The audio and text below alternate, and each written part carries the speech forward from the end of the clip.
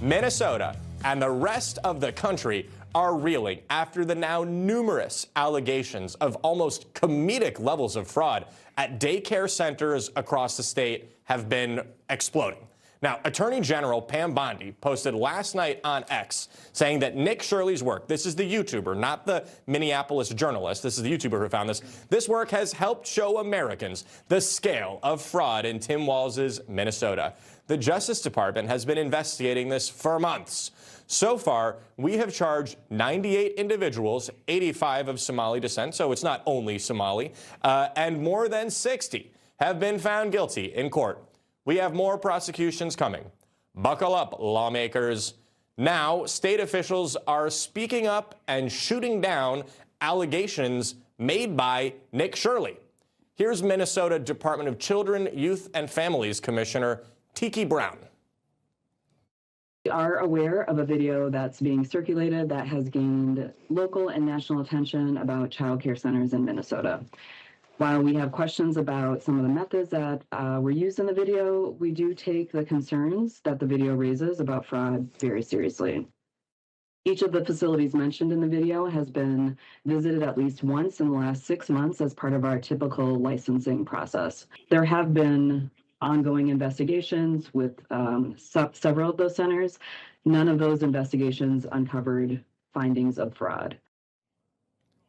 It's been Schrodinger's Leering facility. It's open, it's closed, it's been closed for 10 years. It was closed last week. Now, meanwhile, the manager of the Quality Leering Center came out to dispute the claims of fraud as well as comment on this daycare's now infamous sign. Someone came to our building outside of operating hours. When there's a specific sign on our door that says our days and our hours. He came outside of those hours and then claimed, hey, they're closed and they're still making money. They're using taxpayer money to work. And it's like, you don't come outside of operational hours and then say they're using taxpayer money. That was completely false. The sign. We messed up the sign. We paid somebody to do our sign. He incorrectly did it. We're having him work on it. And we paid him to correct the sign. He said it'll be done by this week. So by the end of this week, our sign will be fine. So during working hours, does it say the right spelling? I don't know. I don't think that's how signs work. Now, all of this comes as the Department of Homeland Security today posted that a massive operation is underway in Minneapolis to identify, arrest, and remove criminals who are defrauding the American people. We're here with tonight's squad. Let's jump right in.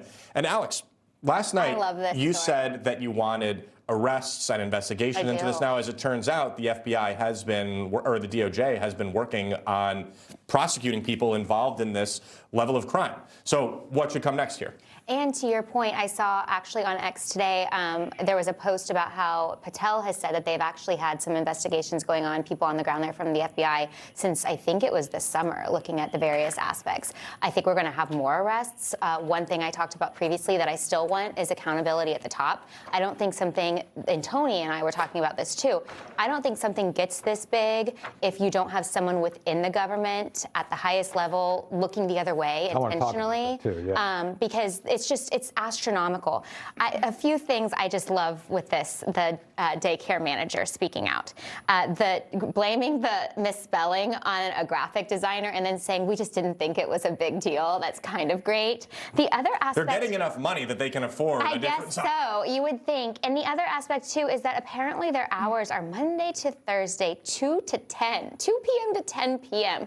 I'm not really sure, you know, how many people are using a daycare that late. Isn't that by definition a night care? If that should be. I mean, I would think most kids that go to daycare need to be asleep by that time. That's a little weird. But, you know, sometimes there are aftercare programs. Usually they wrap up around 6:37. Lastly, I will note that Bondi's post on X was interesting.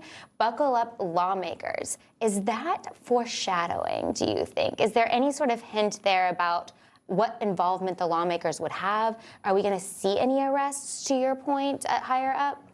I don't know what the time zone in Somalia is, but maybe that's morning time in Somalia. The 2 p.m. to 10 p.m. hours might be corresponding with daytime there. Now, Tony, I wouldn't want to send people involved with my taxpayer dollars to the Somali Leering Center. I think I'd rather send them to the Tony Schaefer Civics 101 Center here. So obviously you were talking yesterday, you're a county commissioner in North Carolina. What lessons do you have for the people involved with the taxpayer money in Minnesota that they should take into 2026? Well, I want to have the Tony Schaefer School for kids who don't read well and want to do other stuff. I think it'd be kids who don't read good and read good. Looking at That's this, what I meant, right? yeah. So, but by the way, someone on this panel last night said that daycare was closed a year ago. It's Schrodinger's daycare. It was closed, and then it was open, I don't know. and then it was closed. It seems to be open. Am I missing something here?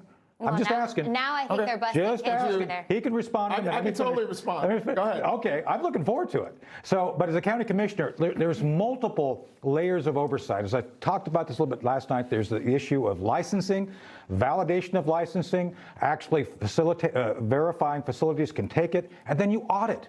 Then you go out and physically check. It's called leadership by walking around. You go check on things. So this admission by this administrator, Tiki Torch, is that her name?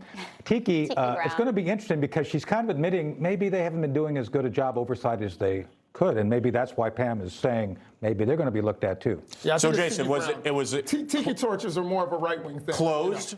Open, closed. Would you be sending your kids to the Leering Center?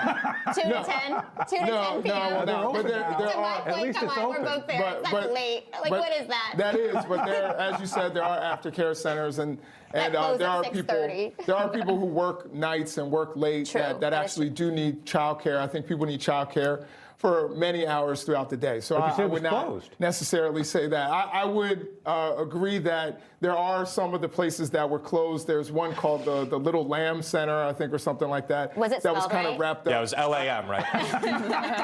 I don't know. I didn't see the sign on the door that was closed for several months, and it was not the Quality Learning Center. So you are correct there.